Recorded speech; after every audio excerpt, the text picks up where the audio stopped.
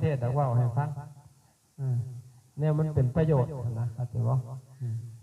เพราะฉะนั้นเขาไปวัดคือกันเขาจิทำบุญเขาควรเข้าใจเรื่องบุญแล้วก็เนาะบุญคืออย่างฮานาบุญส่วนร้ายเฮาเนาะเฮาเนี่ยมาว่าแต่ผลของมันแม่นบอกเห็นคนสู้ห่างมันมีบุญเขาบนนั้นแม่นบอกอันน่ะผลนั่นว่าไงเห็นคนรวยนะพระเจ้าอ่อนทรัพย์เขาคือบัวถามว่าเขาเหตุแต่ละจังรวยอันนี้คือเหตุครับตัวเหตุจังนำไปสู่ผลครับตัวนั่นแหละบุญคืออย่างบุญว่าโดยเหตุคือการทำความดีว่าโดยเหตุได้ไหมทำความดีด้วยกายด้วยวาจาด้วยใจบาปก็คือกันด้วยการทำหุ่นชั่วด้วยกายด้วยวาจาด้วยใจเพราะนั้นว่ากายเนี่ยกรรมสามวจีกรรมสี่มโนกรรมสามคนในทำบาปทั้งกายสามอย่างหนึ่งฆ่าสัตว์สองลักทรัพย์สามประพฤติผิดทางกรรมนี่แหละทำบาปทางกายที่นี่ทำบาปทางวาจาสี่อย่างหนึ่งว่าขี้ตัวสองว่าคำหยาบสามว่าเพ้อเจ้อสี่ว่าโซเชียลนี่แหละทำบาปทางวาจาตัวนี้ไว้กว่าทางกายไปพุทธทอดทำมอนี่ไปหาด่าเขาเลยไว้ที่สุดเลยเข้าใจป่ะ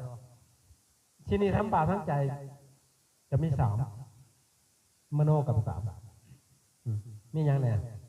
โลภในใจของเขาคิดโลภนะครับเด้อโลภในใจของเขาสองอิสาลิษยาสามพยาบาทอยู่ในนี้อันนี้เหตุของมันนะเหตุของบุญคือการทำความดีโดยกายโดยวาจาโดยใจนั่นแหละบุญคืออย่างให้มีคำตอบให้ได้ชัดเจนว่าโดยเหตุคือการทำความดีว่าโดยผลคือความสุขบางคนว่าบุญบ่มีบาปบ่มีมากอกดึกหัวมึงดูคันบ่เห็นหรอกแม่นต่อมีเขาบ่ฮู้คันเขาว่าบุญบ่มีบาปบ่มีแสดงว่าเขาบ่ฮู้แม่นต่อบุญทำเดี๋ยวนี้ก็ได้เดี๋ยวนี้บาปทำเดี๋ยวนี้ก็ได้เดี๋ยวนี้มันมีอยู่เหตุปัจจัยมันมีอยู่เอ้าคือการทำความดีด้วยกายวาจาใจ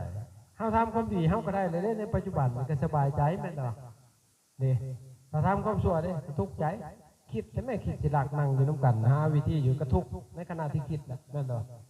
เนี่ยใช้ว่าเป็นสิบุมีบาปบุญมันก็มีและเป็นอย่างเขาจึงต้องทำบุญด้วยปุญญานิปะโลกัสมิง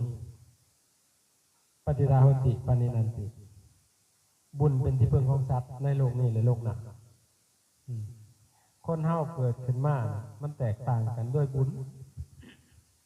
ได้เนี่ยบางคนเกิดขึ้นมาคือมีหูสวยเพราะบุญเขาสั่งสมมาบางคนเกิดมากกับขี้ร้ายบางคนเกิดมากกับรวยบางคนเกิดมากกับจนทั้งเบิดด้วยบุญสุวรรณตาสุสันนตาสุสารตาสุสัมธนังอธิปัจจังปริวโรสัพพเมตินะลาปติคนที่มีหูสวยคนที่มีเสียงไพเราะคนที่มีสวดทรงเป็นตะเบิงตะแยงทั้งเบิดพอบุญทั้งคนน่ะเป็นคนงามอยู่เสียงเป็นคืองัวหอกบริมวลนี่มันก็มีภาพบางอย่างบางคนเกิดมางามหอกทุกให้ทรัพย์บางคนเกิดมาขี้ได้คือใครพิเศษเนี่ยคืออึงยืนนี่แต่ของรวยเอากระดอกเป็นอย่างไรบุญเขาบาปกับมิส่วนเข้าใจบ่นี่แหละพอเขาทำบาปกับบุญเขาทำร่วมกันเด้มันก็ให้พ้นน้ำกันมันบ่เป็นสิเลือกให้พ้นในแนวหนึ่งไหนมันก็ให้พ้นเคียงคู่กันตัวใดมีกำลังแห้งตัวนั้นก็ให้พ้นก้อนตัวใดมีกำลังอ่อนให้พ้นน้ำหลังเข้าใจบ่นั่นแหละเพราะฉะนั้นบุญเป็นที่พึ่งของสัตว์ในโลกนี้และโลกหน้ามันบริคือกันได้เจนบ่พระบวชเขาพระบ่คือกันมีหมู่อาจารย์บวชมาน้ำกันแต่กับบ่คือกันมันสิมีต่างกันบารมีน่ะต่างกันพระอยู่น้ำอาจารย์เป็นชิปกว่ารูปแต่ก่อนมีบางทีก็เป็นเศร้ากว่างานพระเป็นร้อยก็หลายร้อยอาจารย์ก็เลี้ยงเขาจะกลุ่มเซยเป็นอย่างไรบุญถ้าจะบอกแต่บางองค์อยู่ผู้เดียวก็ยังบุกุ้มตัวเองได้บาดเห็นบอกเพราะอย่างบุญ บุญเขาทำได้สำใดนะครับแต่ว่ามันเป็นสั่นเขาเคยให้กับบุญผู้ให้เขาบุญเคยให้กับบุญผู้ได้ให้เขาแล้วเว้ยมันเป็นสั่นยันในให้มากๆเลยแต่วันบวชเข้ามาไปสร้างให้ลูกชิดอีกเดือนนึงเป็นสาขาออกไปอยู่พูดใต้สุดเมืองโขงชีบันดอนสำนักหนึ่งชื่อขี้ดินถวายให้เขาบอกเพชรวัดนะชื่อเอาได้ขี้ดินนะแสดงว่าคอยเตชาติก่อนคอยโบเคยทานขี้ดินได้นี่บวชมายังได้ชื่อดินอยู่ทรงให้เตชาติก่อนขี่กับใบไม้กินมาจากข่อยก็เลยมาบวชก็ยังได้ชื่อวัดอยู่ว่ะก็ได้ชื่อดินให้ลูกชิดชื่อรถให้พ่อเอาชื่อดินให้แล้วกันเมื่อแล้วได้ชื่อรถให้อีกคันนึงให้ครับได้ใส่มาอีกอยู่ใกล้ๆหันกับชื่อดินให้คณะญาติโยมญาติธรรมชื่อดินให้แล้วกันชื่อรถให้อีกหันกับคันนึงเดี๋ยวมาอีกอยู่ทั้งสารวัตรชื่อดินให้ชื่อรถให้อีกเห็นบอกเอ้าคันมันเกิดอีกคนพูดออกมาพอทำเวลาก็ดอกนะอันนี้ฉันอันนี้เนี่ยบุญเป็นที่เพิ่งของจัดในโลกนี้ในโลกนะทำไว้เพื่อเป็นที่เพิ่งของเฮาเพราะว่าวัฏฏะสงสารมันตั้งยาวนะเฮายังสิตายสิเกิดอยู่เกิดขึ้นมากก็สิได้สมบูรณ์แน่เฮาได้ทำไว้นะเข้าใจบ่แล้วสิทำบุญแบบไหนบาดตัวนี้มันสำคัญแน่เนาะเฮาสิเฮ็ดวิธีใดนะทำบุญนะส่วนหลายนะเฮาเข้าใจแต่ว่าให้ทานแม่นบ่จริงๆแล้วทางนำมาซึ่งบุญมันมี10อย่างพุ่นน่ะฟังเด้อฟังแล้วชื่อเอาเลยเอาไปเฮ็ดมันจังถืออันนี้คือเหตุของมันทางนำมาซึ่งบุญมี10ประการ1ทานละไมบุญสำเร็จโดยการให้ทานคืออย่างไรคือการให้ปันสิ่งของตนให้แก่คนอื่นให้สัตว์กันยังได้บุญอยู่นะแต่ว่าเขตบุญสิต่างกันให้สัตว์เดรัจฉานให้หมูม้ากาไก่ร้อยคักบุญนำบ่เทียบให้คนทีหนึ่งห่างไกลกันหลายได้เนาะนั่นเหรอเห็นบ่บ้านนี้ให้ทานให้แก่คนธรรมดาร้อยคักคนบ่มีศีลมีธรรมอยู่ได้อย่าว่าแต่นั่นร้อยเทื่อพุ่นนะบุญหันบ่ได้หลายทอให้คนมีศีลมีธรรมเพียงครั้งเดียวมึงดูมันห่างไกลปานนั้นเพราะฉะนั้นให้พวกเจ้าฉลาดเด้อในการให้ซัดก็ได้แต่บุญมันหน่อยนะเขาจะบอกเขาอยากได้หลายกูหันเขาจะบอกให้คนบ่มีศีลมีธรรมธรรมดาร้อยเทื่อบ่ทอให้คนมีศีลมีธรรมเพียงครั้งเดียวบาดให้คนมีศีลมีธรรมธรรมดาเขานี่ร้อยคักบุญหันบ่ได้ทอให้นักบวชนอกพุทธศาสนาเพียงครั้งเดียวหมายถึงพระฤาษีชีไพมันมีอยู่บนแถวห้องพระฤาษีบ่มีเนาะแต่อยู่ประเทศอินเดียยังมีเยอะแยะนักบวชนอกศาสนานักบวชช่วงนั้นเขาเจ้าก็ฝึกตนเลยอยู่น้ำปลาเขาเจ้าก็จักมีชิ้นเท่าใดแหละเขาจะกินยังเขาเจ้าก็กินแต่บ่ขาดทางชีวิตหากุดเบื่อกุดมันกินแต่เขาเจ้าก็บ่มีลูกมีเมียน่ะยังได้บุญก็ให้ผู้มีศีลมีธรรมธรรมดาอยู่บ้านเฮาอยู่นะเขาเจ้าที่นี่ให้นักบวชนอกศาสนาร้อยเทื่อบุญนั้นบ่ได้ทอให้นักบวชในศาสนาเป็นพระธรรมดาพระทุศีลเขาจะเรียกว่าทุศีลบ่คือพระด่างพ่อยในชิ้นเพิ่น227ข้อเพิ่นบ่สมบูรณ์นะได้ผิดข้อนั่นข้อนี้กินข้าวแลงบอกนู่นนี่นั่นมันมีด่างพ่อยยังได้บุญหลายกว่าให้นักบวชนอกศาสนาอีกได้ให้100ครั้งบ่ทอให้นักบวชในศาสนาเพียงครั้งเดียวที่นี่ให้นักบวชในศาสนาของพระบ่มีศีลมีธรรม100ครั้งบุญเพิ่นบ่ได้ทอให้พระที่มีศีลมีธรรมเพียงครั้งเดียวที่จนเข้ามาได้บัดนี่ให้แก่พระมีธรรมซึ่งเป็นพระพุทธชน100เทื่ออานิสงส์บ่ทอให้พระอริยเจ้าผู้เพิ่นละกิเลสได้กิเลสขันธ์หยาบนะซึ่งเป็นว่าสังโยชน์หมายถึงพระอริยบุคคลกับตนเป็นพระโสดาบัน ผู้พละกิเลสได้3อย่าง1สักยะทิฏฐิวิจิกิจฉาศีลปัตตปรมาสเพิ่นละได้3อย่างนี่กิเลสที่สิผูกให้เพิ่นเกิดละได้ให้พระมีศีลมีธรรม100ครั้งบ่ทอให้เพิ่นเพียงครั้งเดียวที่นี่ให้พระอริยบุคคลขั้นต้นโสดาบัน100ครั้งกับบ่ทอให้พระสกทาคามีคือเพิ่นละกิเลสได้สูงกว่านี้อีกบาดนี่เขาจะว่าเพียงครั้งเดียวอีกที่นี่ให้พระสกทาคามี100ครั้งอานิสงส์บ่ได้ทอให้พระอนาคามีเพียงครั้งเดียวอนาคามีเพิ่นละกิเลสหยาบเบื้องต้นเบื้องต่ำนี่หาอย่างได้เบ็ดเสร็จเลยสักยะทิฏฐิวิจิกิจฉาศีลปัตตปรมาสปฏิฆะกามราคะเบ็ดบ่เสพกามและบ่ของเงินแล้วบ่มีความกดดันทั้งเพศเลยมันตายเลยว่าจะต่อไปกำจัดเจ็ดเพิ่นเป็นอนาคามีอนาคามีแปลว่าผู้บ่กลับมาอีกแล้วบ่กลับมาเกิดอีกแล้วในโลกมนุษย์นี้เพิ่นสิไปเกิดอยู่หุ่นสุทธาวาสพรหมอวิหาอาตปาสุสถาสุสีอาการนิถาเพิ่นสิไปเกิดอยู่และสิปรินิพพานอยู่อันนี้ได้บุญหลายกว่าชุมนี้สินี่ให้พระอนาคามีหั่น100ครั้งอันนี้สงยังบ่ทอให้พระอรหันต์เพียงครั้งเดียวอรหันต์คือผู้บ่มีกิเลสแล้วอรหันต์น่ะแปลว่าผู้บ่มีกิเลสได้บ่แม่นอีหยังได้ไม่ออกอรหันต์แปลว่าผู้บ่มีกิเลสบ่มีกิเลสความโลภความโกรธความหลงบ่มีเมื่อก่อนฟาดหัวก็ยังบ่ได้เครียดเฮานี่อาละมุนเนาะมึงเลี้ยวบังกูซื่อๆก็ยังเครียดเลยมันบ่มึงว่าให้กูบอก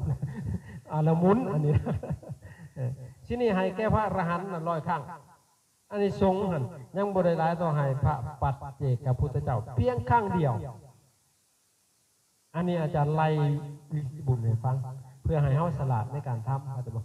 มันต้องวิเจยักเทติเลือกแล้วจึงให้เขาจะบอกต้องเลือกได้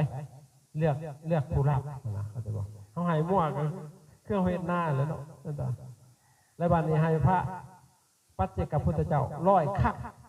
อานิสงส์นั่นบ่ทอให้พระอรหันตสัมมาสัมพุทธเจ้าเพียงครั้งเดียวให้พระพุทธเจ้าที่นี่ให้สุดท้ายวันที่ไม่ไหนให้พระอรหันตสัมมาสัมพุทธเจ้าเป็น100ครั้งอานิสงส์ยังบ่ทอให้ไอ้สงฆ์อริยสาวกของพระผู้มีพระเจ้าโดยมีพระพุทธเจ้าเป็นประธานเพราะฉะนั้นเฮาน้อมเขาหาสงฆ์สงฆ์นี่สมมุตินี่มันก็เป็นสมมุติสงฆ์เพิ่นไม้เอาแต่4-6ขึ้นไปพระเพราะฉะนั้นไม่ออกเฮ็ดบุญมันจะถือเบาเด้อไปมนต์พระมาย่างหน่อยให้ได้4องค์หลายเท่านั้นน่ะบ่ติ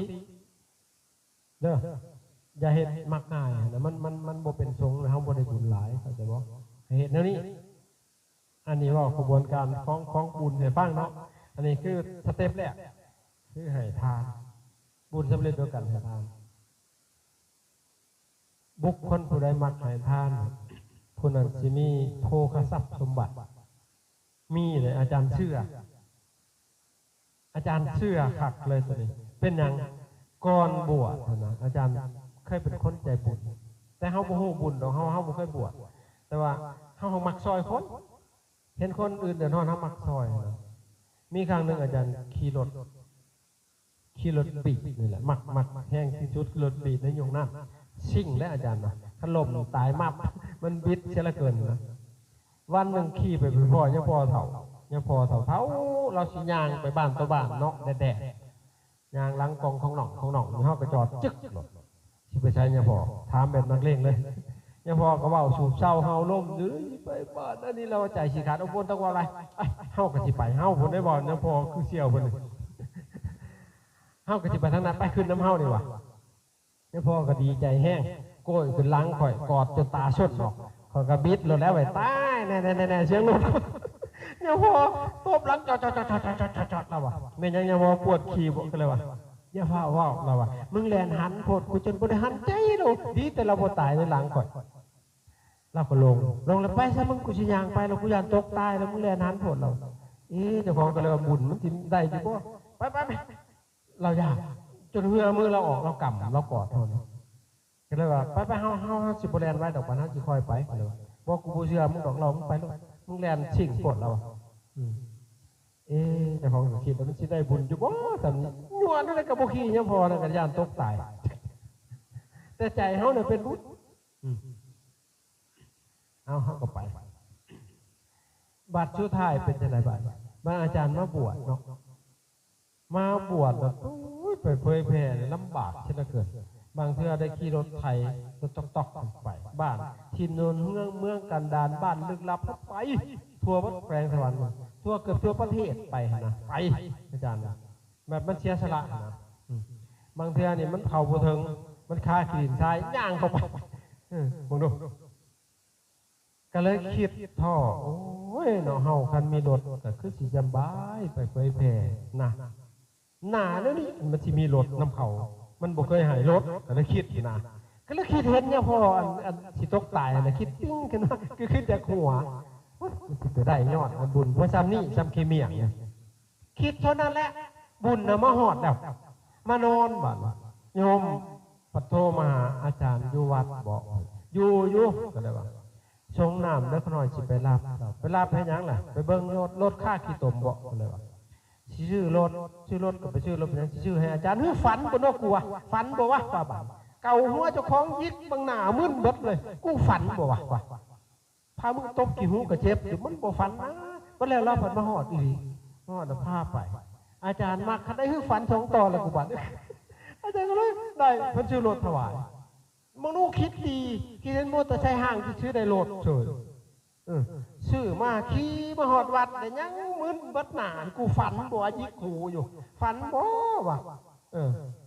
ตื่นมื้อเช้าก็ยังเป็นเดือนนึงยังว่าฝันอยู่ได้รถจอดยังบ่เชื่อว่าเฮาฝันใส่ไปจักพักนึงบัดเป็นจังได๋อาจารย์ใจดีบ่รถโอ้ค่อยคิดผิดค่อยเอามันเตี้ยบ่ชื่อใหม่เนาะเอาชื่อมาฝันใหม่แล้วกูบัดนี่แล้วก็ชื่อให้ได้ขี่ฮอรถเบนซ์เนี่ยค่อยเพิ่นชื่อให้ครับตัวได้คันพุ่นยายให้ลูกชิดนำอีกตัวใดเป็นหยังล่ะนี่แหละมอเตอร์ไซค์ห่างยังพอขี่น้ำเกือบตกตายยังได้บุญเสยเพราะฉะนั้นพวกเขามีรถจำไว้เด้อยายเห็นแกคาจ่างนั่งวันให้มูขี่ไปน้ำบัดตายก็จะได้อยู่น้ำกันขันเมนทานจบเจียวกวนคนจะได้หลายกว่ายังพอขี่ไปประมาณลักเดียวอย่าตกตายพอลงคนยังได้หดเท่าได้คันปาราโดเขาขี่มาเท่าได้คันแล้วยังขี่ฮอรถเบนซ์ป้าขันเมนคอยเอาคักๆกวนนะฮะเล่าไปฮอดวัดคนจะได้หลายกว่าเนาะจือเด้อนี่แหละบุญท่านน่ะข้อให้จิตเฮานั้นมันเป็นบุญเขาจะบอกบ่แม่นว่ากี่คุยได้นี่เพิ่นไปเห็นน้ำเบิดนี่ถามอันจริงดีท่านก็ได้ไปเห็นเบิดวัดข่อยน่ะรถธนาคารผมเขาถวายข่อยก็ถวายต่ออีกคันมีอีกคนยังสิเอาให้ลูกศิษย์ข่อยน่ะมึงดูถ้าอยากได้ก็ไปบวชเอาบ้านน้ำผู้ใดบางทีอาจารย์ก็ไปส่งลูกศิษย์ลูกหาพุ่นน่ะเพิ่นนั่นน่ะเพราะฉะนั้นไปเด้อคันบ่มีรถมาสิมาส่งดอกมันตายกันอยู่น้ำกันฮะแบบเอาเพียงแล้วไปบวชน้ำกันมีกระช่างแล้วไปบวชตื่มดีกว่าอยู่น้ำกันน่าเห็นบอกอันนี้เขาเชื่อเป็นอย่างขนาดเขาใจเขาดีๆเขาคิดแต่เขาเฮ็ดทำนั่นนะป้าจะมอเตอร์ไซค์ห่างเกี่ยวเราต้องตายยังมีบุญเฉยบ้าท่านจบเกี่ยวกวนสิบุญไม่ได้กวนมันเนาะแม่นแต่ว่าเห็นบุญมันมาหอดแบบโอ้อาจารย์เลยเชื่อบุญเลยบัดนะบัดเพราะอาจารย์จะได้ชิงนั้นมาหอดเลยเพียงแต่คิดนะหอดเลยเป็นอย่างนั้นหายไว้ขันบ่หายไว้เชิดคิดหาจนจะตายกับพ่อดอกมันบ่เคยหายไว้เข้าใจบ่นั่นใช่หรอนั่นแหละเพราะฉะนั้นเฮาจึงว่าได้ให้ทานที่นี่ทานนี่คือการให้ปัดเด้อตัวให้แก่ผู้หรือความเสียสละนั่นแหละเป็นทานในบาทนี้ทานนี่ยังแยกเป็น3อย่างก็ได้1ทานขันต่ำคือเป็นอามิสทานอามิสแปลว่าเยื่อหูจักว่าเยื่อบอกขันชัดกินเป็นว่าเยื่อเนาะอันคนกินว่าอาหารคนเนี่ยควงที่ตายเข่าขางตัวเองชัดกินเป็นว่าหญ้าเราได้ปัดเพิ่นกินเป็นว่าพักหญ้าปักขั้วเอามาชูกินเป็นว่าพักเชยปัดชัดเพราะว่าหญ้าปัดเพิ่นกินเป็นว่าพี่ปัดชัดกินเป็นว่าขี้อ่อนมันอะไรเป็นหอพี่อันเดียวกันนะคนมันเข่าขางตัวเองเนาะอันขี้ขั้วหนะในใส่มันนะขี้อ่อนมันเนาะแม่นบอกจะเป็นว่าพี่ปัดชัดกินเป็นว่าขี้มันอันเดียวกันมันเก่าขางเจ้าของคนนะ อามิตรแปลว่าเหยื่อท่านเมียนี่กับท่านอามิตรคือกันไรเอ้าเมียก็เป็นเหยื่อให้ผัวไปเนาะผัวก็เป็นเหยื่อให้เมียเป็นตัวบัดเบิดเหยื่อก็หายกันได้เนาะเป็นตัวนั่นแหละเพราะประทานแล้วอามิตรท่านเมียลงน้ำแต่บ่ทันได้เอากันอามิตรจะทานท่านขันต่ำนั่นสูงขึ้นมาอีกอภัยทานต้นไม้ยากอย่าโกรธอย่าเกลียดอย่าเครียดอย่าสั่งโอ้อเวโลโฮมิให้ทานอย่าไปโกรธเขาอย่าไปหายเขาหายคือโง่โมโหก็คือพี่บ้าแม่นแต่ว่าเพราะฉะนั้นให้ทานจากข้าโอ้ให้อภัยเขาสาอย่าโกรธอย่าเคืองท้อสมมติเขาหายเฮาเขาวายเฮาก็คิดเชื่อว่าโอ้ตะกี้กูก็คือสิหายเขาเก่งป่านนี้คิดจังซี่เขาจะบอกเอ้าทำให้เจ้ากันซะอเวโลโฮมิอย่าไปโกรธไปเคืองเลยมันทุกข์ให้อภัยสูงขึ้นมาได้บุญเถอะสูงขึ้นมากกว่าหันอีกนี่สัพพะทานังธรรมะทานังชินาติคือให้ธรรมะเป็นทานสนะกันให้ชิ้นทั้งปวงธรรมะคือให้ความบ่ตายมีธรรมะแล้วบ่ตายได้ไหมทั้งจิตมันบ่ตายจิตเป็นอมตะขนาดอมตะเป็นอย่างแต่บ่ตายเนาะมะตะมันแปลว่าตายอะแปลว่าบ่อมตะแปลว่าบ่ตายเข้าใจบ่เนี่ยเพิ่นว่าหักอมตะมันสิอมตะจะยังตีคุ้มตายกันอยู่เท่านั้นมันแม่นแต่ว่าเห็นเนาะจิตมันบ่ตายจังได๋ล่ะสมมุติเอาเขาสร้างเขาว่าก็บ่เครียดนั่นคือมันบ่ตายเขาย่อก็บ่ได้ดีใจดอกนั่นคือมันบ่ตายจิตนะอันนี้จิตเฮามันตายอยู่ตลอดเนาะ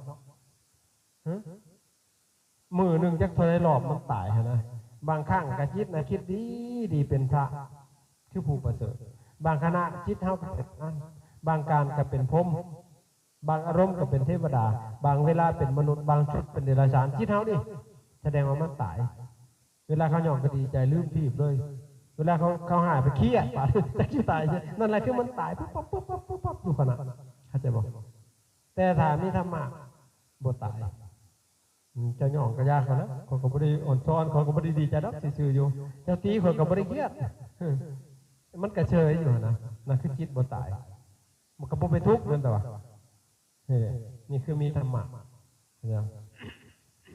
นี่อภัยทาน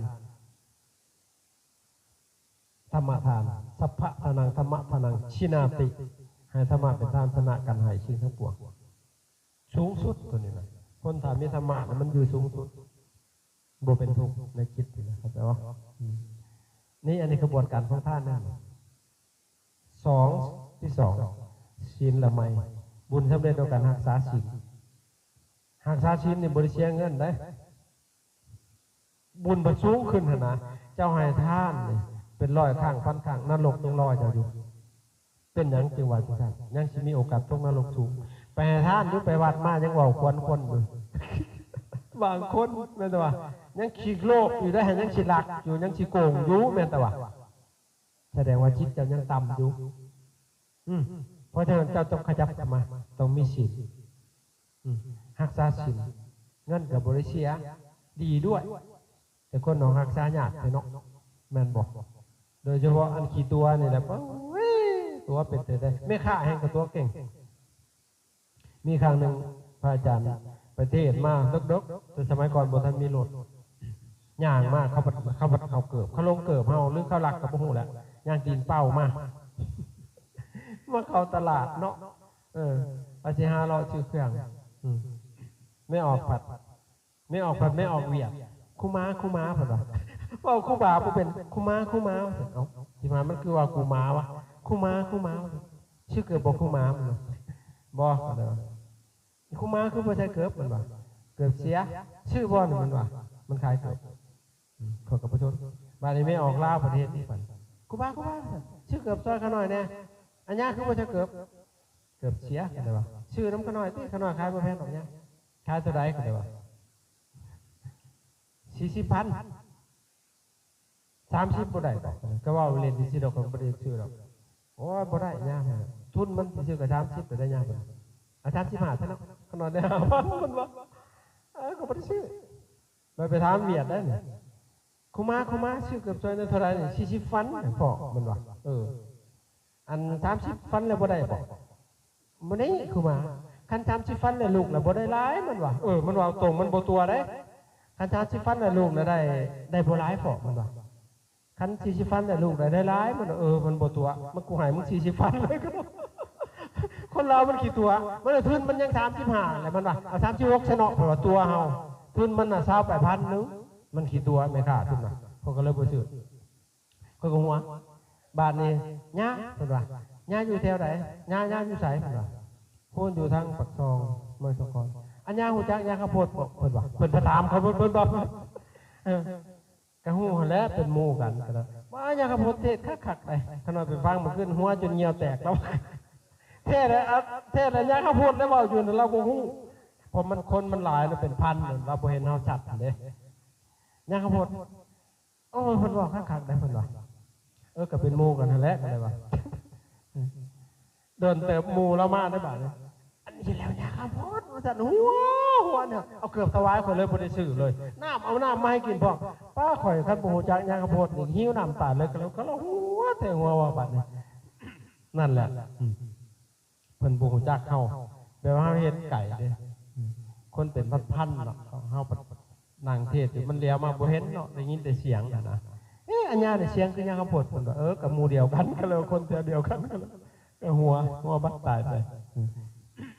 เพราะฉะนั้นรักษาศีลบุญสิสูงขึ้นอีกเข้าใจบ่ให้มีศีลเด้อมีศีลแล้วงามนะคนจะงามน้ำใจใช่บ่น่ะคนจะสวยจัญญาสตวางคนจะแก่ความหมู่ใส่อยู่นานคนจะรวยศีลทานใส่บ้านโตเพราะฉะนั้นรักษาศีลให้ดีมันสิงดงามเข้าใจบ่เกิดมาพบหน้าสิงามคันผู้ใดเป็นผู้มีศีลหั่นนะเข้าใจบ่คันบ่มีศีลแล้วขี้ร้ายได้ขี้ร้ายทายเป้เด้อเข้าใจบ่เพราะฉะนั้นรักษาศีลให้ดีแต่ว่าขอคันเกิดอีกบ่ก็สิรอมันก็คักรักษาศีลให้ดีผู้สาวเลยเห็นมันตาข้างเลยก็เลยว่าเอาชาติในยาหัวมันเฒ่าสิบวชทรมานแต่สาวให้สาวเจ็บใจเล่นๆเลยก็เลยว่าทีนี้ต่อมาอีกบุญเดียวกันเจริญภาวนารักษาศีลยังบ่พออีกมีอีกการทำจิตให้มันสงบนะเป็นบุญสูงขึ้นไปได้เข้าใจบ่คือการเจริญสมาธิภาวนาเฮ็ดให้จิตใจสงบอย่างเย็นนั้นบุญสูงขึ้นกันข่อยคันบ่ได้เจริญมาข่อยบ่ได้ต่อยอดบุญมาฮอดนี่เด้ข่อยก็ไปเป็นพวกเขาแต่โดนแล้วเข้าใจนี่มันเจริญมาฮอดนี่นะโหบ่เอาบัดมันสุขแหละนี่ก็ได้สุขข่อยบ่เคยพบสุขแบบนี้นะเข้าใจบ่สุขอันอื่นมันสุขด้วยอำนาจของกิเลสดอกสุดท้ายก็ทุกข์เบิดเหงื่ออะไรก็ทุกข์เข้าใจบ่สุขอันนี้บ่อาศัยเหงื่อเลยแค่เบิ่งลมหายใจสิเขาก็สุขแล้วลมหายใจมีค่าที่สุดแต่พวกเฮาบ่ฮู้ค่ามันพวกเจ้าขาดสิ่งอื่นได้เด้ขาดลมหายใจพวกแม่ผม6 ชั่วโมงตายแม่นบ่นี่แต่พวกเฮาบ่เห็นค่ามันจอบเบิ่งคักๆจอบเบิ่งลมหายใจสิฮู้ว่าเจ้าของตายพุ่นเด้เขาจะบอกนั่นแหละแต่เฮาบ่เห็นค่าพระพุทธเจ้าเพิ่นสอนนี่บุญสำเร็จโดยการเจริญภาวนาต่อมาอีกอันที่4เวยวัจจะใหม่บุญสำเร็จโดยการค้นขวยในกิจอันชอบเด้ไม่ออกติ๊กจริงหลีดนี่เราก็ค้นขวยแล้วอาจารย์เมื่อเยี่ยมบ้านเขาหน่อยแน่อยากโผล่ญาติท่านเป็นบุญแล้วนะฮะน่ะขอบใจแล้วเด้อได้ย้อนเล่าอยู่ด้วยฮะได้มาว่าเห็นว่าเนี่ยก็มีบุญด้วยจิตดีขี้ที่บุญพร้อมแล้วตะกี้ท่านเทศน์ให้ฟังว่าขนาดเราไปอยู่ที่ใดบุญแล้วก็มีบุญเฉยได้โอกาสทั้งที่บ่ฮู้จักกันซั่นเด้เน้นบ่ก็ได้ย้อนอยู่เป็นบุญนี่บุญคนควรโดยคิดอันชอบเข้าใจบ่และเป็นประโยชน์นะนี่ต่อมาอีกอัปปัจจยนามัยบุญสำเร็จโดยการอ่อนน้อมถ่อมตนเป็นบุญเด้ออ่อนน้อมถ่อมตนอย่าฉุกแข็งก้าวพ่อเว้าน้ำพ่อเอิ้นเอื้อยก็เอิ้นเอื้อยพ่อเอิ้นน้องก็เอิ้นน้องเอิ้นป้าเอิ้นลุงนอบน้อมนะบุญสำเร็จ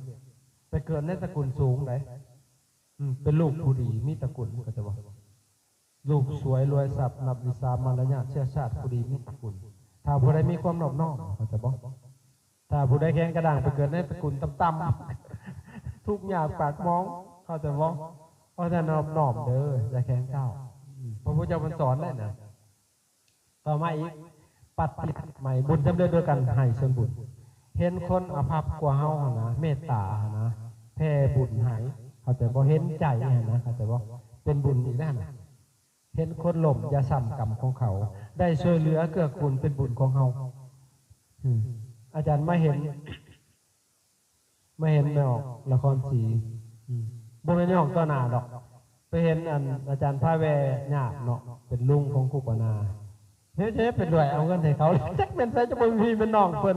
เห็นเขาคือสิลำบากกลัวนะเอาให้เอ้าข้อยก็รักเบิ่งทุกเจ้าอยู่ได้เอาอีหยังบัดว่าผู้น่ะป่วยคอไข้อยู่หั่นนะเราเป็นพญาเนาะเคยไปอยู่นำอาจารย์เคยลงไปพักอยู่พุ่นเอาเงินเอาหามาท่านั่นแหละเป็นบุญนั่นปฏิทานไม่ได้บุญจะเป็นด้วยกันในชนบุญนั่นเกื้อกูลเขาเป็นบุญบัดเวลาเขาเป็นยังหันบุญแต่คนแต่ซอยเขาเพราะเขาเคยหายไว้เขาจะบอกนั่นแหละบุญเขาจะบอกต่อมาอีกปัตตานุโมทนาไม่บุญสำเร็จด้วยกันอนุโมทนาบุญ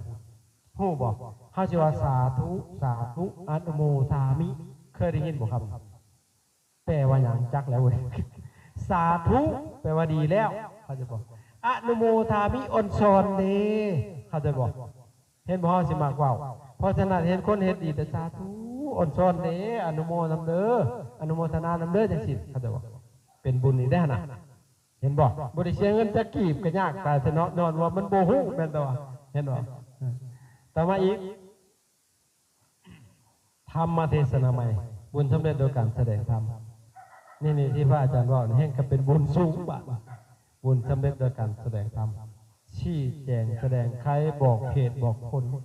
ในทางที่มันดีมันถึงมันต้องเป็นบุญสูงสุดต่อมาอีกธรรมสวนามัยบุญสำเร็จโดยการฟังธรรมนี่เป็นบุญนะเพราะอย่างเฮาสิได้ยินได้ฟังในสิ่งที่บ่เคยได้ยินได้ฟัง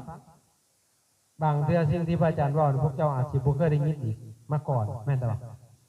สิ่งที่ได้ยินได้ฟังมาแล้วบ่เข้าใจเฮาสิเข้าใจอีกต่อมามันสิบรรเทาความสงสัยของเฮาได้อีกต่อมาเฮาสิมีความเห็นถูกต้องมีความเห็นตรงอีกต่อมา